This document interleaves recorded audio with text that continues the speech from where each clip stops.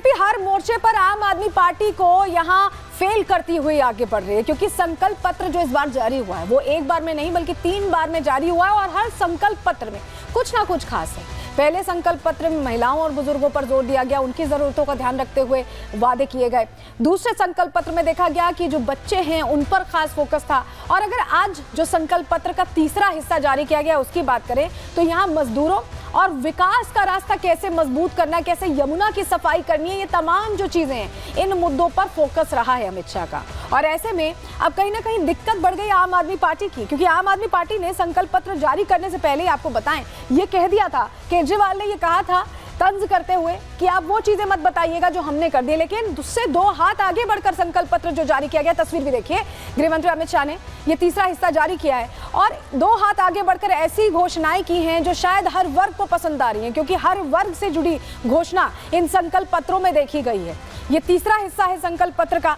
लेकिन ये संकल्प पत्र जारी करने से पहले अमित शाह ने करारा प्रहार भी किया, कई प्रश्न खड़े किए, कई ऐसे मुद्दे हैं जिसको लेकर पहले उन्होंने केजरीवाल सरकार को घेरा और उसके बाद संकल्प पत्र जारी हुआ है। तस्वीर हमने आपको संकल्प पत्र की दिखा दी, तीसरा हिस्सा ये जारी हो गया है और गृह मंत्री अमित शाह ने जारी किया है। इस पत्र में क्या है वो भी हम आगे आपको डिटेल में बताएंगे, लेकिन कैसे अलग अलग मुद्दों पर अरविंद केजरीवाल पर अटैक किया है अमित शाह ने, पहले अब ये जान लीजिए। बंगले का जो मुद्दा लगातार चर्चा में बना रहा, वो बंगला जिसमें करोड़ों खर्च हुए, हिसाब सामने आया, उसको लेकर अरविंद केजरीवाल के पास कुछ बोलने को नहीं था, उस मुद्दे पर अटैक किया। दूसरा मुद्दा था शराब घोटाले का, जिसमें जेल की हवा खा चुके हैं उप मुख्यमंत्री मुख्यमंत्री रहते हुए अरविंद केजरीवाल और मनीष सिसोदिया। तीसरा जो पूरा मुद्दा था यमुना सफाई के मुद्दे को लेकर, जो बड़े बड़े वादे किए गए, दोनों टेन्योर्स में इनके वादे किए गए और वो अभी तक पूरे नहीं हुए हैं।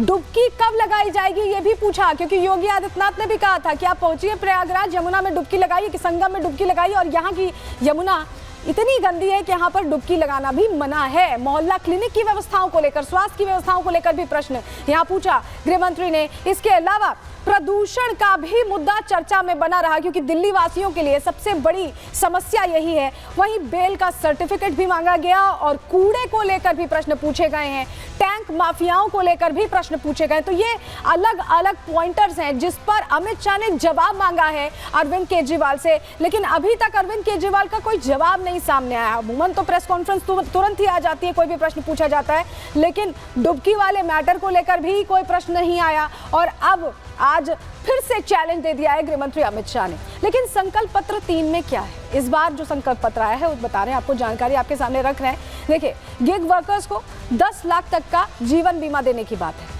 गिग वर्कर्स को 5 लाख तक का दुर्घटना बीमा भी देने की बात है, टेक्सटाइल वर्कर्स को भी ध्यान में रखा गया है, उनको 10 लाख का बीमा, निर्माण श्रमिकों को टूल किट प्रोत्साहन के लिए 10,000 रुपए देने की बात है, वहीं रजिस्टर्ड श्रमिकों को 3 लाख तक का ऋण देने की यहाँ पर बात कही गई है इस संकल्प पत्र में।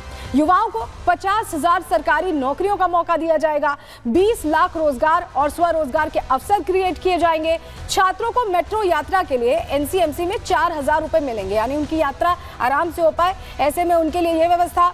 मान्यता प्राप्त मीडिया कर्मी और वकील को 10 लाख का बीमा दिल्ली सरकार देगी अगर बीजेपी की सरकार बनती है तो। वहीं दिल्ली अगर ई बस सिटी बनने के राह पर बढ़ रही है तो उसके लिए 100% व्यवस्था यहाँ सरकार में होगी, ये भी वादा किया गया है। भव्य महाभारत कॉरिडोर विकसित करेंगे, ये भी कहा है। इसके अलावा यमुना को लेकर बड़ी बात कह दी है, यमुना पुनर्जीवित हो, इसके लिए रिवर फ्रंट का विकास किया जाएगा, जैसे साबरमती रिवर फ्रंट है आपने देखा होगा, उस तरह का रिवर फ्रंट यहाँ विकसित किया जाएगा। तो अमित शाह ने सारे जो पॉइंटर्स हैं जो दिल्ली के लोगों से जुड़े हुए हैं उनको छूते हुए ये बता दिया है कि अगर बीजेपी की सरकार बनती है तो ये वादे पूरे किए जाएंगे और ये वादे दिल्ली को, राजधानी को और बेहतर बनाने के लिए। और क्या कुछ कहा है सुनवा रहे हैं। उन्होंने कहा था कि मेरी सरकार का कोई मंत्री सरकारी बंगलो नहीं लेंगे, और उन्होंने बंगलो लिया, 10 साल से रह रहे हैं। बंगलो लिया तब तक तो ठीक है, 51 करोड़ से ज्यादा खर्च कर 50,000 गज का 4 बंगलों को मर्ज कर एक शीश महल बनाया। हजारों करोड़ रुपए का घपला घोटाला भ्रष्टाचार शराब के अंदर करा है, और इस शराब का घोटाला दिल्ली के शिक्षा मंत्री ने किया है। देश भर में कई घोटाले हुए, मगर मैंने किसी शिक्षा मंत्री को शराब का घोटाला करते हुए नहीं देखा। बेल मिलते ही कहते हैं देखिए मैं तो पाक साफ हूं। केजरीवाल जी, आप ना मुगालते में रहिए, ना जनता को मूर्ख बनाइए। ये बेल है, केस अभी चलना है। बेल को क्लीन चिट मनवाकर आप आरोपों से बच नहीं सकते। तो ये वो तमाम मुद्दे थे जिस पर अमित शाह ने खरी खरी आम आदमी पार्टी से की और सवाल पूछे, लेकिन आम आदमी पार्टी को लग रहा था अब तक कि उनकी जो रणनीति है वो दिल्ली वासियों के दिल को छूने वाली है।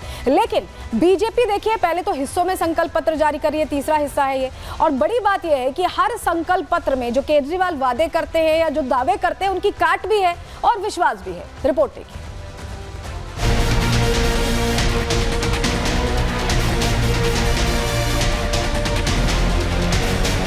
दिल्ली विधानसभा चुनाव में वादों और योजनाओं का पिटारा खोला जा रहा है। आम आदमी पार्टी जहां हर तबके के वोटर को लुभाने के लिए रोज नए नए वादे कर रही है, वहीं बीजेपी पीएम मोदी की विकास की गारंटी वाले संकल्प पत्र जारी कर रही है। दिल्ली में जीत दर्ज करने के लिए बीजेपी ने आज संकल्प पत्र का तीसरा हिस्सा जारी किया।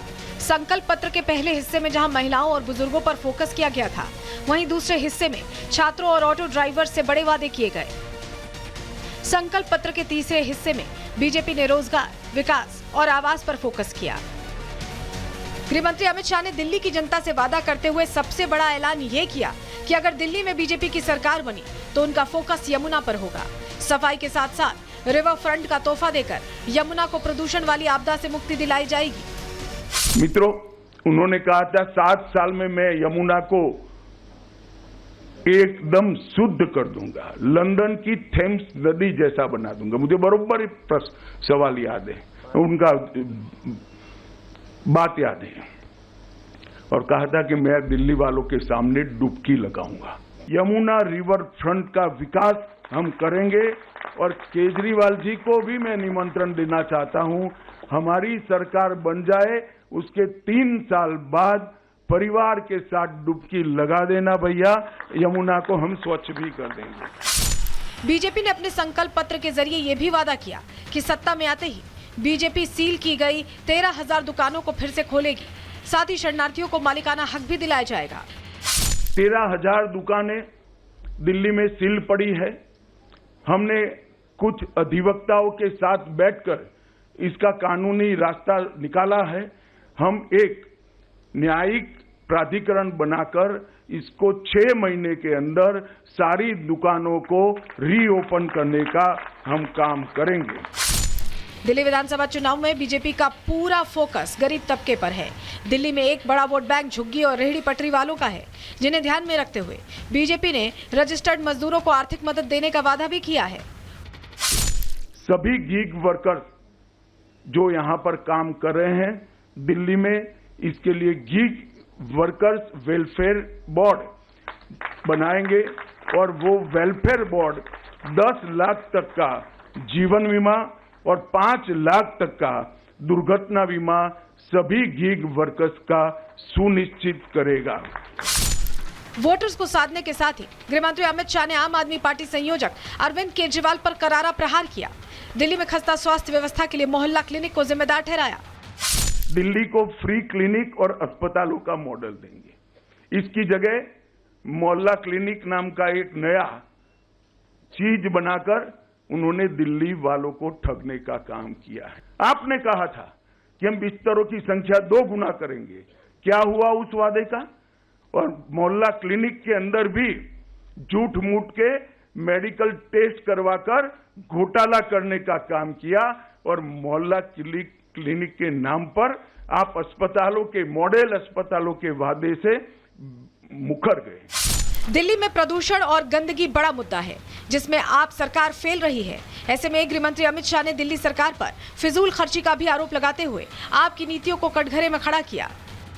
विज्ञापन इतने दिए कि दिल्ली के पास कूड़ा उठाने का भी पैसा नहीं बचा है और सुप्रीम कोर्ट ने इंटरवीन कर उनकी पार्टी से ये विज्ञापनों का खर्चा देना पड़ेगा।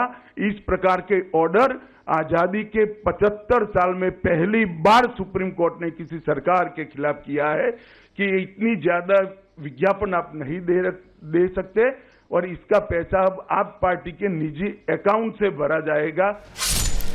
भ्रष्टाचार, झूठे वादे, प्रदूषण और यमुना के मुद्दे पर बीजेपी फ्रंट फुट पर खेल रही है। वहीं पीएम मोदी की गारंटी और विकास मॉडल के जरिए वोटर्स को लुभाने की पूरी कोशिश हो रही है। अब देखना ये होगा कि दिल्ली का मतदाता किसे जीत का तिलक लगाता है। Bureau report, Republic Bharat.